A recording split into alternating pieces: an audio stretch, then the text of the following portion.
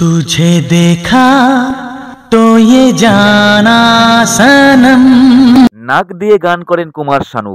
শানুদার tone nasal tone, নাকের স্বর। শানুদার বিরুদ্ধে এটা একটা দীর্ঘদিনের অভিযোগ। वो तो पूरा नाक से गाया हुआ है। किसी ने बोला कि नेजल टोन आता है यार इसका। এই অভিযোগ সম্পর্কে শানুদা নিজে কি বললেন জানতে হলে ভিডিওটা শেষ পর্যন্ত দেখার অনুরোধ জানাই। সাথে চ্যানেলটি সাবস্ক্রাইব করে শেষ পর্যন্ত থাকুন। परदेसी जाना नहीं मुंह मोड़ के। 90s বলিউড সং মানে আমাদের হৃদস্পন্দন। এই সময় আমরা যারা বড় হয়েছি প্রায় প্রত্যেকেই তারা এই সময়ের প্রতিষ্ঠিত সঙ্গীত শিল্পীদের গান শুনেই বড় হয়েছি। फूलों के मौसम में मिलने आते हैं पतझड़ में पंछी बनकर। এই 90s সঙ্গীত জগতে যারা প্রতিষ্ঠিত হয়েছিলেন তারা প্রত্যেকেই শ্রদ্ধেয় কিশোর কুমার ও মোহাম্মদ রফি সাহেবকে ফলো করে বলিউড সঙ্গীত জগতে পা রেখেছিলেন। মোহাম্মদ রফি সাহেবকে যারা অনুসরণ করতেন তাদের মধ্যে সোনু নিগম, উদিত নারায়ণের মতো সিঙ্গাররা ছিলেন। আর কিশোর কুমারকে ফলো করে যারা বলিউড সঙ্গীত জগতে পা রাখেন তাদের মধ্যে কুমার শানু, অভিজিৎ ভট্টাচার্য, বিনোদ রাঠোর, অমিত কুমারের মতো সিঙ্গাররা ছিলেন। এনাদের মধ্যে যে দুজন সিঙ্গার 90s বলিউডে সব থেকে বেশি জনপ্রিয়তার শীর্ষে পৌঁছান তারা হলেন উদিত নারায়ণ ও কুমার শানু।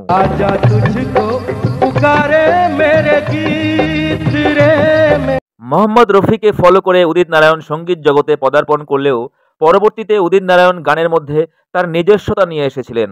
রফি সাহেবের কণ্ঠকে নকল না করে নিজস্ব কণ্ঠ তৈরি করেছিলেন উদিত নারায়ণ, যার গানকে আপন করে নিয়েছিলেন সঙ্গীত প্রেমীরা।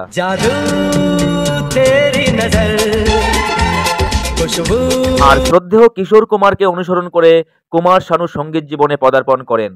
শানুদা জনপ্রিয়তার শীর্ষে পৌঁছান 1990 সালের আশিকি সিনেমার গানগুলি গেয়ে, কিন্তু তার আগেই তিনি বলিউড সঙ্গীত জগতে পা রেখেছিলেন। আর সে সময়টা তিনি পুরোপুরি গান গাইতেন কিশোর কুমারকে অনুসরণ করেই।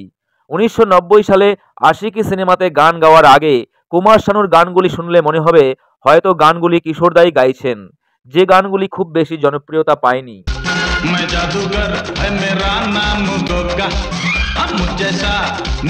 কুমার শানু ঠিক বুঝতে পেরেছিলেন যে কিশোর কুমারের ছায়া থেকে বেরোতে না পারলে তার কেরিয়ার খুব বেশি দিন দীর্ঘস্থায়ী হবে না, কিন্তু সেই সময়ের সঙ্গীতকাররা চাইতেন শানুদাকে কিশোর কুমারের মতোই কণ্ঠ দিতে হবে, কারণ কিশোর কুমারের মৃত্যুর পর বলিউড মিউজিক ডিরেক্টররা এমন একজন সিঙ্গারকে খুঁজছিলেন যিনি কিশোর কুমারের অভাবটাকে পূরণ করতে পারবেন। কুমার শানুকে দিয়ে সেটা পূরণ করতে চেয়েছিলেন তৎকালীন সুরকাররা, কিন্তু শানুদা চেয়েছিলেন কিশোরদার সেই ছায়া থেকে বেরিয়ে নিজস্ব একটা পরিচয় তৈরি করতে। এ ব্যাপারে শানুদাকে বলিউড সঙ্গীত জগতের যে সঙ্গীত সুরকার জুটি সব থেকে বেশি সাপোর্ট দিয়েছিলেন তারা হলেন নাদিম শ্রাবণ। তাদের কথা মতোই কুমার শানু 1990 সালের আশিকি সিনেমাতে সম্পূর্ণ নিজস্ব স্টাইলে গান রেকর্ড করেছিলেন। শানুদার নিজস্ব স্টাইলে গাওয়া গান পৌঁছে যায় জনপ্রিয়তার শীর্ষে, আর এখান থেকেই শুরু হয়েছিল শানুদার নিজস্ব স্টাইলে গাওয়া ট্রেডমার্ক নেজাল টোন।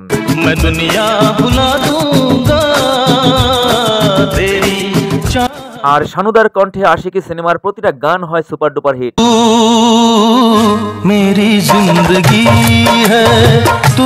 সেদিনের সেই জনপ্রিয় সঙ্গীতকার জুটি নাদিম শ্রাবণ সহ শানুদা নিজেও বুঝেছিলেন যে গান গলা দিয়ে বেরোক বা নাক দিয়ে, শ্রোতাদের পছন্দটাই হলো আসল কথা। किसी ने बोला कि नेजल टोन आता है यार इसका। किसी ने बोला कि नेजल टोन आता है यार इसका।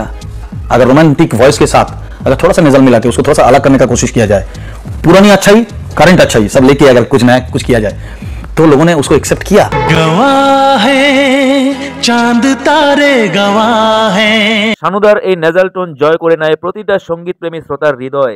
मुझसे मोहब्बत का इजहार करती कोई लड़की। তো মিউজিক লাভার বন্ধুরা, এই বিষয়ে আপনাদের মতামত কি অবশ্যই কমেন্টে জানান। দেখা হচ্ছে পরের ভিডিওতে, সবাই ভালো থাকুন, নমস্কার। मेरी आशिकी पसंद आए।